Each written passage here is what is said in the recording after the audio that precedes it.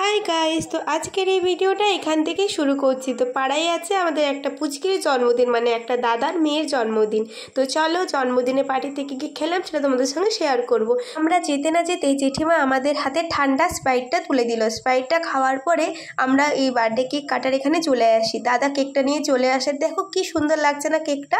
কমেন্টে জানিও তোমাদের কার কার কেকটা কীরকম লাগলো। আমার তো খুব পছন্দ হয়েছে, দারুণ কেকটা।